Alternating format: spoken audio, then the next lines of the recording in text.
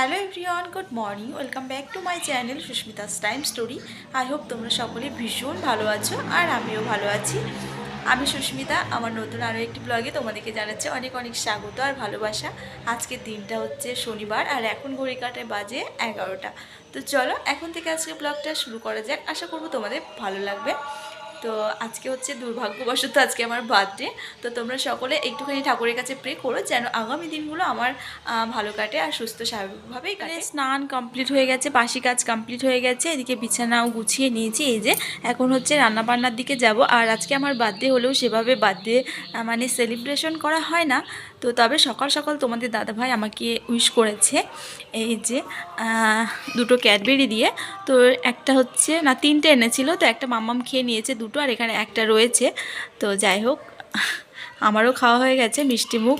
তো birthday gift সেটা তোমাদেরকে পরে দেখাবো। তার আগে তোমাদেরকে একটা জিনিস দেখায়। এইখানে এই যে আমি ডাইনিং টেবিল একটা নিয়েছি, যেহেতু তোমাদের সঙ্গে ব্লগ শেয়ার করা হয় না তাই ডাইনিং টেবিলটাও শেয়ার করা হয়নি। তো এখানে আমি সাজিয়েছি, বেশ হয়ে গেল এক সপ্তাহ মতো। এটা আমি আপাতত আমার ঘরেই সেট করেছি। আসলে বাইরে সেট করার মতো পরিস্থিতি এখনও হয়নি বা করতে দেওয়া হয়নি। তো যাই হোক, কতটা মানে কি বলবো, বাধ্য হলে যে ডাইনিং টেবিলটা বেডরুমে সেট করা যায় সেটা তোমরা সকলেই জানো। তো সেটা নিয়ে আর বাড়তি কথা বলে লাভ নেই। তো এটা হচ্ছে আমার খুব একটা ছোট্ট স্বপ্ন পূরণ বা ইচ্ছে পূরণ বলতে পারো। তো বেশ কিছুদিন আগেই নিয়েছি। তো একটা প্লাস্টিকের ডাইনিং টেবিল, এই যে, আর এটাকে আমি এইভাবে অর্গানাইজ করেছি। তো তোমাদের কেমন লাগলো সেটা অবশ্যই আমাকে একটা কমেন্ট করে জানিও। এর সেটে যে চেয়ারগুলো থাকে সেই চেয়ারগুলো আমি অর্ডার করেছি, বাট এটা কিছুদিন পরেই নেব। চেয়ার দুটো নিয়ে আসবো পরে। আপাতত ঘরে যে চেয়ার দুটো রয়েছে সেগুলো দিয়েই কাজ চালিয়ে নিচ্ছি। তো বেডরুমে ডাইনিং টেবিল সেটা কেমনই একটা দেখায় বলো। তবে কিছু করার নেই, যেহেতু ঘর আমার একটাই আর বাইরে সেট করার মতো পরিস্থিতি নেই, সেই ক্ষমতা এখনও ঈশ্বর দেননি। তো যাই হোক, অনেক কাহিনী। তো ঘরেই রেখেছি, আর কেমন হয়েছে সেটা কিন্তু জানিও।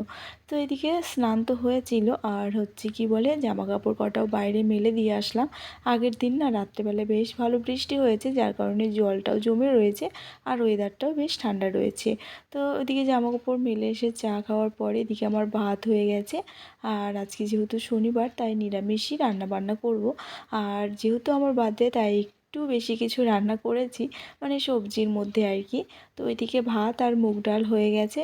এখন এই যে 5 রকমের আর কি ভাজাটা ভেজে নেব। আর করব হচ্ছে আলু, পটল, সজনে ডাঁটা, বেগুন দিয়ে একটা সবজি, আর পাঁপড় ভাজবো পরে। আর হচ্ছে সে খাওয়ার সময় যদি তোমাদের দাদাভাই দই মিষ্টি আনে, ব্যাস। আসলে কি বলো তো, বার্থডে হলেও সেভাবে তো সেলিব্রেশন করা হয় না।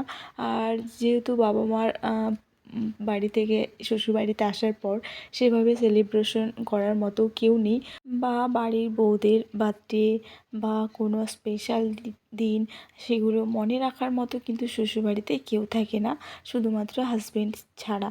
যদি সেটা কপাল ভালো হয় তবেই হাজব্যান্ড মনে রাখে, আর কপাল যদি ভালো না হয় আর আরও অনেকের মতো, তবে দেখবে হাজব্যান্ডও কিন্তু মাথার উপর দিয়ে চলে যায়। তো এই হয়েছে ব্যাপার। তবে ঠাকুরের বিশেষ কৃপায় আমার হাজব্যান্ড সত্যি কথা বলতে একদম মানে কি বলবো, যেমনটা চেয়েছি আমি ঠিক তেমনই পেয়েছি। ও ভীষণ ভীষণভাবে কিন্তু আমাকে সব দিক দিয়ে সাপোর্ট করে, এবং ওর সাধ্যমতো আমার কিন্তু কেয়ারও করে। সেদিক দিয়ে কোনো রকম মানে ত্রুটি ওর নেই, মানে ওর সামর্থ্যের মধ্যে। তো যাই হোক, সেই আমার এই যে স্পেশাল দিনটা বা যাই দিন বলো না কেন, ওই মনে রেখেছে এবং উইশ করেছে। আর গিফট বলো বা বাজার হাট করতেও যদিও শনিবার বলে আমি বারণ করেছি, সেভাবে কিছু করিনি। এই আর কি টুকিটাকি রান্না করেছিলাম। তো ভাবলাম যে তোমাদের সঙ্গে ব্লগটা শেয়ার করা যাক। তো এদিকে আমার সমস্ত ভাজাভুজি কমপ্লিট হয়ে গেছে আর সব রান্নাবান্নাই কমপ্লিট। এখন শুধু এই তরকারিটা করে নিলে ব্যাস হয়ে যাবে। আর জানো তো আমাদের এইখানে মহানামযজ্ঞ মানে কীর্তন যেটা শুরু হয় সেটা না আগামীকাল থেকে, আগামীকাল কি গতকাল থেকে যাই হোক স্টার্ট হয়ে গেছে অলরেডি। একদিন হয়ে গেল, কারণ টোটাল হচ্ছে 12 দিন ধরে এবারের প্রোগ্রামটা। 3 দিন গীতাপাঠ আর 7 দিন হচ্ছে তোমার মহানাম সংকীর্তন, মানে টোটাল আর কি কীর্তনটা, আর সব শেষে হচ্ছে খাওয়া দাওয়া। তো টোটাল হচ্ছে 12 দিনের প্রোগ্রাম। তো তার মধ্যে একদিন হয়ে গেছে, আজকেও রয়েছে গীতাপাঠ। আর আজকের গীতাপাঠ যিনি করবেন তিনি হচ্ছে নবদ্বীপ থেকে আসছেন আর কি। তো ভাবছি বিকেলের দিকে একটু শুনতে যাব। তো দেখা যাক, যদি যাই তো তোমাদের সঙ্গে শেয়ার করব। তো এইদিকে রান্নাবান্না আমার সবটাই কমপ্লিট হয়ে গেছে, আর সব শেষে এখন এই যে গ্যাসটাকে মুছে নিচ্ছি। বাসন মাজা ধোয়া হয়ে গেছে। আর আজকে তোমাদের দাদাভাইয়ের ছুটি রয়েছে, তো সেই কারণে বাড়িতেই আছে। তো দেখা যাক। তো বন্ধুরা, গুড ইভিনিং। এখন বাজে হচ্ছে কটা বাজে বলো তো, ওই 8টা মতো হবে। এসেছি অনেকক্ষণই, তারপরে সন্ধ্যা আরতি হলো। আর সবশেষে এখানে গীতাপাঠ মানে কমপ্লিট এখন। সবশেষে আরতি হচ্ছে, তো সেটাই আর কি তোমাদের সঙ্গে একটুখানি শেয়ার করলাম। আর যখন এখানে এসেছি না, আসার পরে প্রচণ্ড ঝড় বৃষ্টি শুরু হয়েছে, যার কারণে বাড়িও যেতে পারিনি আর। তো বেশ অনেকক্ষণ ধরেই আছি।